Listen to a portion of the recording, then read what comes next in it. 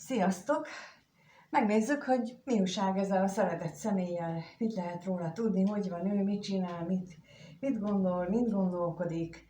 Úgyhogy lássuk is, mi újság ezzel a szeretett személlyel, mit tudhatunk meg jelenleg az ő állapotáról, gondolatairól.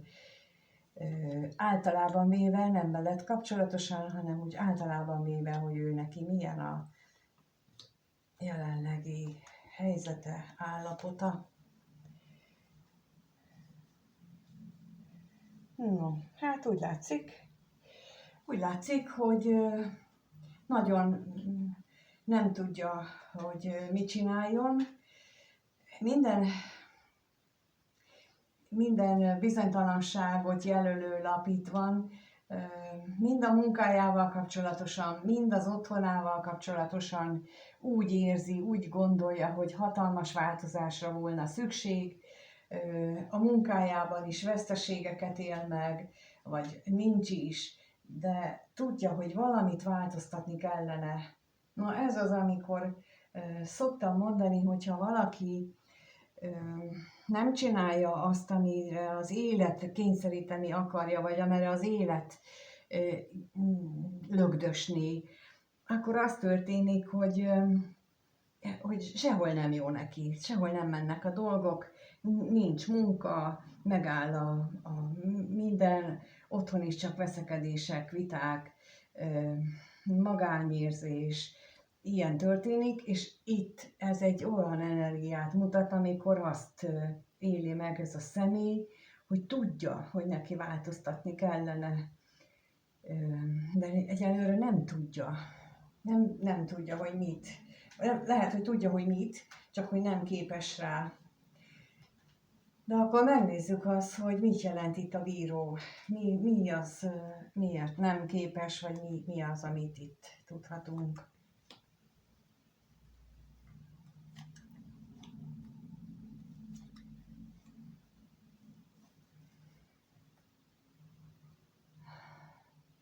Egy találkozással összefüggésben vannak neki kétségei, amikor erre gondol, vagy pedig arra gondol, amikor egyedül van, hogy ő nagyon-nagyon-nagyon-nagyon akarja ezt a találkozást, de valahogy összeütközésbe kerül a mindennapjaival, valahogy nem jönnek össze a dolgok. Na, ilyenkor megint csak azt tudom mondani, hogy azért nem jönnek össze a dolgok, mert nem az az út. Nem arra kellene menni, most nem arra kellene fókuszálni, hogyha valami nem jön így össze egy-kettőre, egy-két-háromra, inkább így mondom, akkor viszont vagy sorozatosan olyan dolgok jönnek közbe, akkor viszont ott nagyon fontos lenne, hogy megnézzük azt, hogy miért. Mi az, amitől meg akarnának óvni bennünket, illetve, hogy mi lehetne helyette más. Megnézzük, mit jelent itt a halál.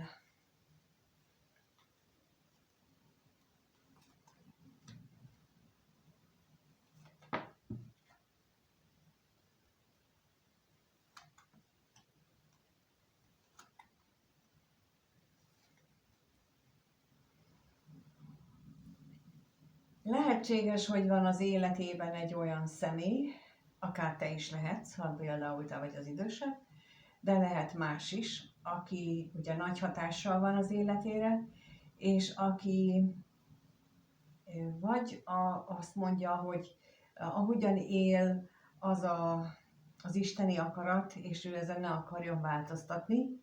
Például, amikor egy elkötelezett kapcsolatban vannak, akkor ugye még nagyon-nagyon itt van annak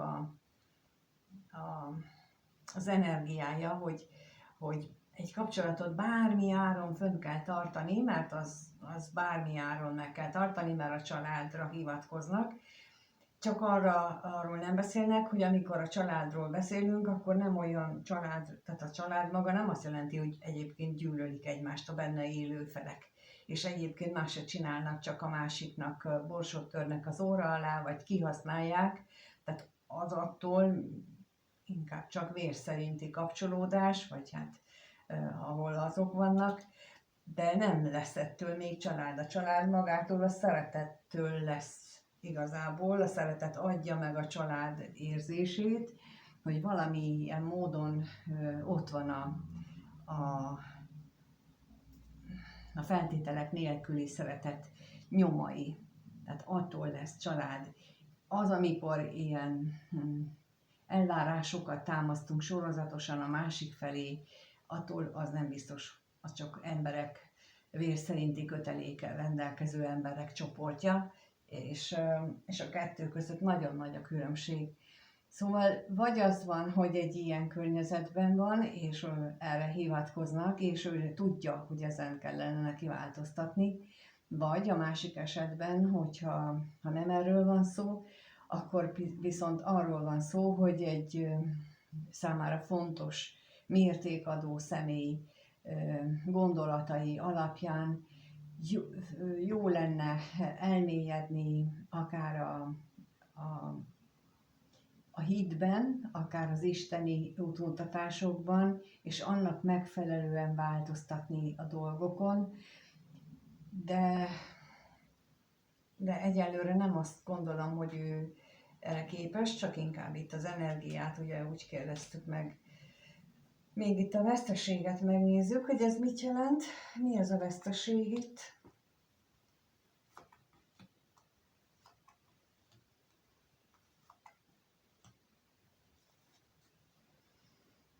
Itt szó lehet egy szívének kedves szeméről, akivel korábban ő sokat beszélgetett, vagy ő sokat,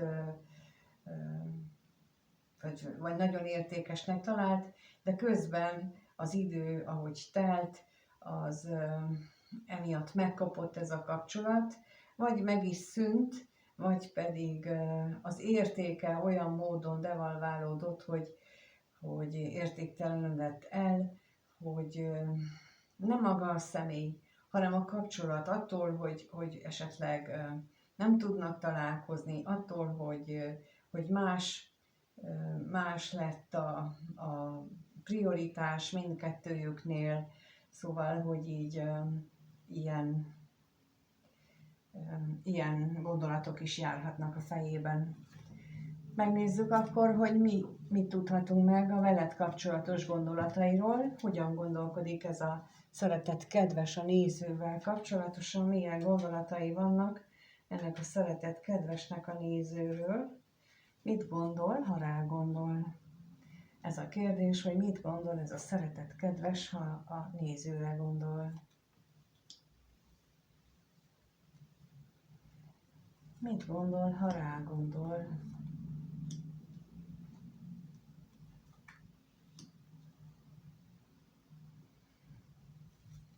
Alapvetően az, hogy távol vagytok, és nagyon értékes vagy, még mindig régóta értékes vagy a számára, nagyon is.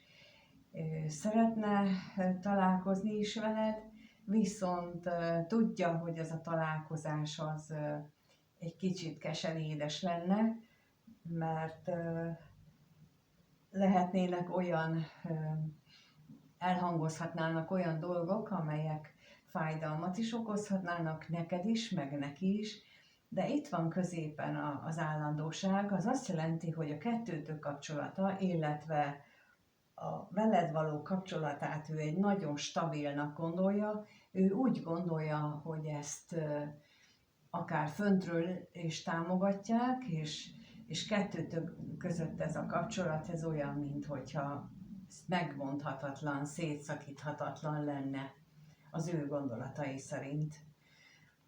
Megnézzük a katonatisztet, hogy mit jelent.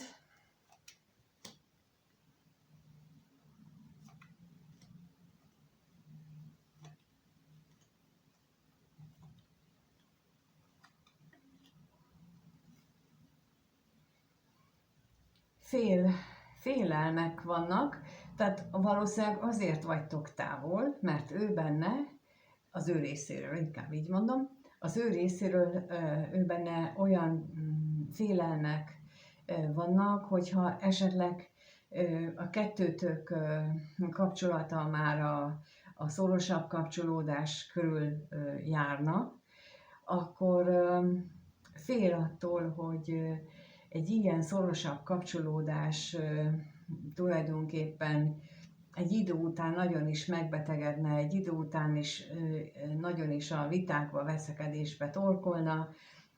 Valószínűleg emögött az is van, hogy ő esetleg kishitű magával szemben, hogy ő nem értékeli magát a helyén, vagy azt gondolja, hogy te vagy az, aki többet várnál tőle, és ő nem tudja megadni neked, és emiatt van benne ez a bizonytalanság, ami hát tudat alatt például okozhatja azt, hogy ő távol tartja magát tőled, mert mindig, tehát amikor a tudatalattinkban eldöntünk valamit, hogy én bizonytalan vagyok, akkor sikerül a tudatalattinknak úgy intézni a dolgokat, hogy mindig közbe jön valami, és ha a találkozásról lenne szó, akkor nem sikerül a találkozás, mert a mi félelmeink nem engedik meg azt, hogy még összejöjjön.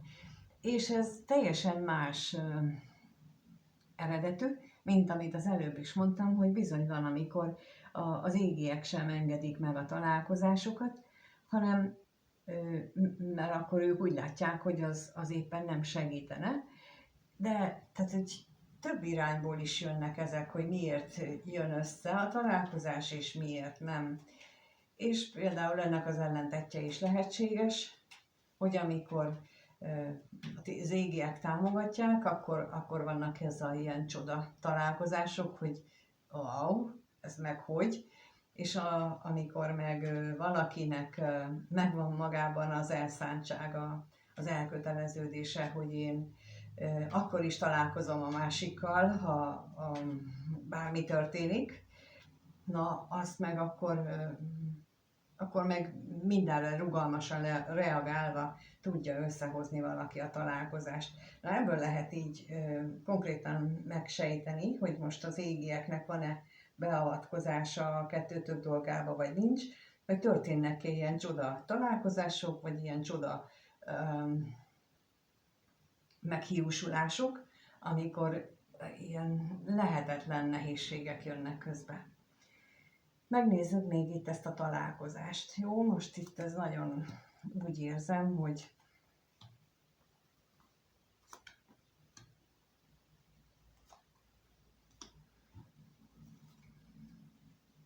azon túl, hogy ez a találkozás nagyon is a szenvedélyről szólna, az ő veled kapcsolatos gondolataiban meg van róla győződve, hogy a kettőtök kapcsolata, ha hosszú távú lenne, az egy nagyon értékes és nagyon jó kapcsolat lenne.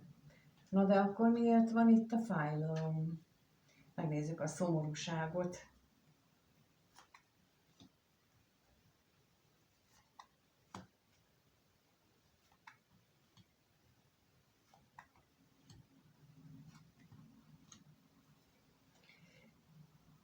Nagyon sok nehézséget okoz az, ami a hozott hitmintáink, hitrendszereink, amit a családban tanulunk. Például, amikor ugye az előbb is azt mondtam, hogy amikor azt tanuljuk meg, hogy a család az mindenek előtt, akkor is, hogyha egyébként úgy nem csak szemmel verik egymást, hanem igazából is. És itt megint ilyesminek az energiáját érzem, hogy ő neki vannak olyan mintái, hogy ha ő valamit tesz, például egy ilyen találkozás létrejön, akkor az az ő hitrendszerével, az ő mintáival nagyon is szembe megy, és az őt nagyon negatívan, rosszul érinti, rosszul érzi magát, olyan, mintha utána saját maga előtt vezekelnie kellene, csak azért, mert ő ilyen találkozásban gondolkodott. Na, megnézzük akkor azt, hogy milyen érzései vannak veled kapcsolatosan, mit érez ez a szeretet kedves a nézővel kapcsolatban, milyen érzései vannak. Mit érez?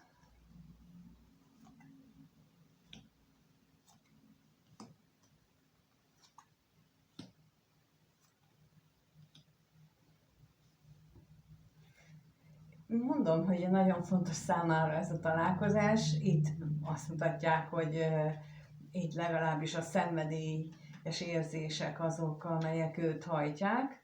Szinte betegessé fajult szenvedélyes érzések, és annyira akarja ezt a találkozást, hogy nagyon-nagyon. Nézzük a féltékenységet.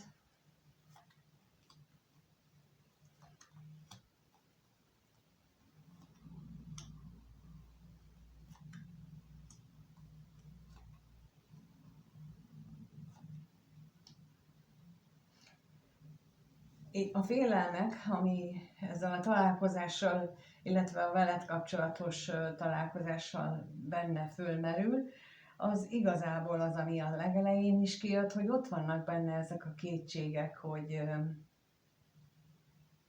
hogy amit neki hátra kell hagyni, szokásait, az ő elveit, vagy a mintáit, amit eddig követett, az attól ő olyan üresnek érezné magát, és hogy ez az, ami bizonytalanságot okoz benne.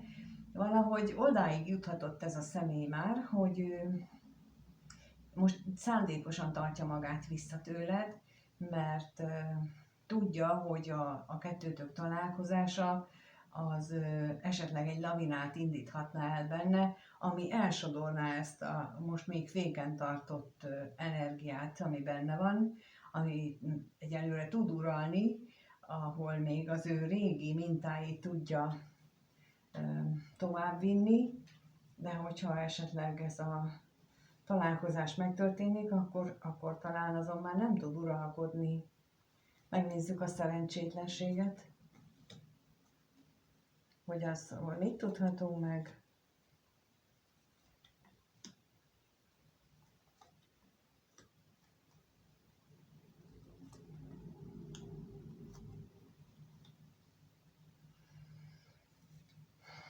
Ott, ahol az ő családjában nagy vitákat okozna az, hogyha ő a vágyai és reményei szerint cselekedne, ez támasztja alá, amit itt mondtam.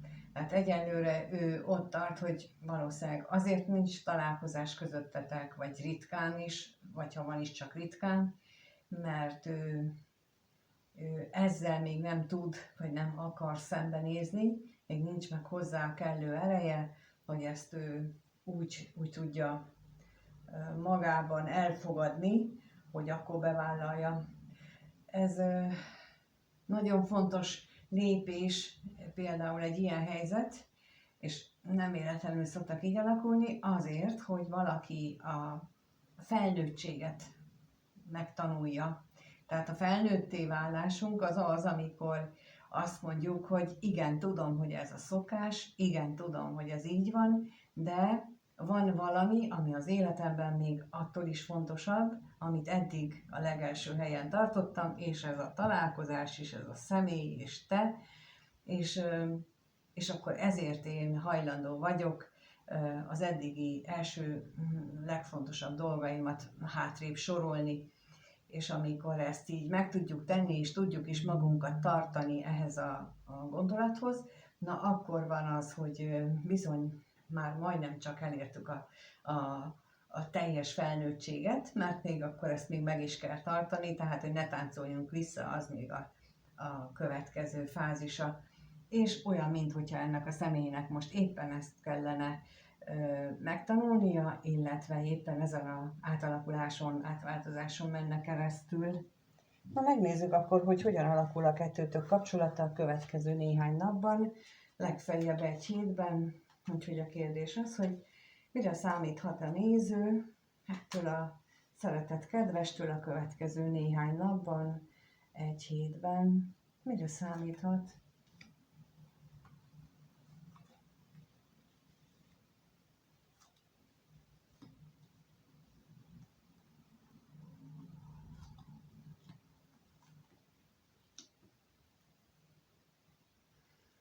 Arra, hogy ez szinte az előbbinek a megismétlése, annyi különbsége, hogy itt elől a hamisság jött ki, ami jelen esetben azt jelenti, hogy fokozódik benne az a szenvedélyes vágy, ami felédűzi, ráadásul itt azt most mutatja, hogy már nem a félelem lesz benne az úr, hanem szinte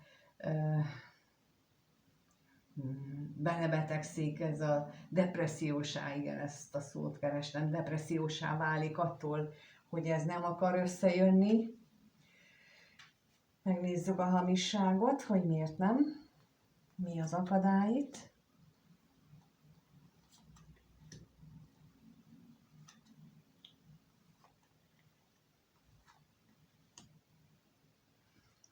Nagyon erős a félelem, egyszerűen nem bírja hátrahagyni azt a mintát, ami ezt a hatalmas félelmet kelti benne. Tényleg lehet, hogy valami nagyon különleges a kettőtök kapcsolata, már úgy értem, hogy különleges, hogy vagy kor szempontjából, vagy társadalmi réteg szempontjából, vagy az ő korábbi életéhez viszonyítva nagyon-nagyon különleges a kettőtök kapcsolata, és ez az, ami őt ilyen nagyon nehezen veszi rá arra, hogy lépjen, hogy változtasson a dolgokon. De hát megjelentél itt, hogy ő az irányal, tehát feléd irányuló szenvedélyes érzései fognak egyre inkább fokozódni. És az is benne van a pakliban, hogyha lesz megbeszélés, vagy megbeszélt találka, akkor azt esetleg valamiféle mondva csinál dologgal elüti, és nem biztos, hogy megvalósul. Megnézzük még itt a betegséget.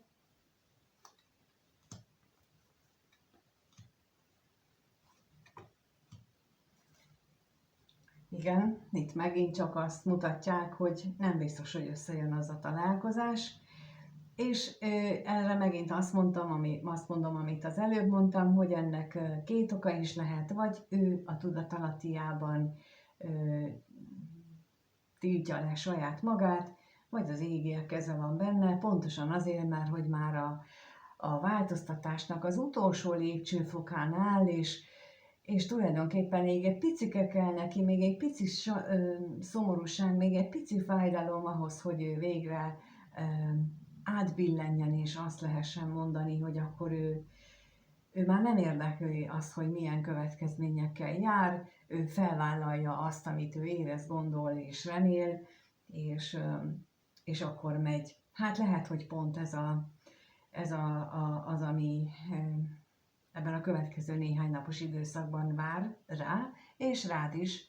Úgyhogy ha magadra ismertél, akkor arra biztatlak, hogy itt légy türelmes és bizakodó, és te magaddal is foglalkozzál, és te magadat erősítsed abban, hogy te méltótársa legyél neki, mert ugyanis csak magunkat tudjuk egy méltótársá változtatni, a másik személy, neki megvan a maga dolga, de őt mi nem tudjuk megváltoztatni, csak magunkat, és el tudjuk mondani azt, hogy nekünk ki a mi társunk, és ha ő ehhez csatlakozni akar, akkor az ő döntése lesz az, és akkor így tud fejlődni egy kapcsolódás. Ezt lehet asszertív kommunikációval, és mondom, itt mindennek az alapja és kulcsa az, hogyha mi magunkból ilyen tökéletes vagy méltó társat varázsolunk az önismeretünk segítségével. Köszönöm, hogy itt voltatok, köszönöm, hogy megnéztétek ezt a videót, és köszönöm a kommenteket is, a lájkot, a feliratkozást. A leírásban megtaláljátok az elérhetőségemet, meg az első kommentbe is beteszem. A következő személyes találkozó augusztus 15-én lesz, mivel hogy a második szombaton most munkanap lesz, ezért a harmadik szombatra tettem. Úgyhogy aki úgy gondolja, hogy szívesen csatlakozna hozzánk, azt örömmel és szeretettel várjuk. Nagyon-nagyon jó kis beszélgetős napok szoktak lenni, legutóbb is este 8-ig volt, úgyhogy és ott mindenki is tud kérdezni és elmondani a saját gondját, baját, vagy csak üldögél és hallgatja a többieket, ha még egyelőre nincs meg hozzá bátorsága, az is rendben van, úgyhogy mindenkit biztatok arra, hogy jöjjön. Köszönöm, és mindenkinek minden jót kívánok addig, ameddig nem találkozunk. Sziasztok!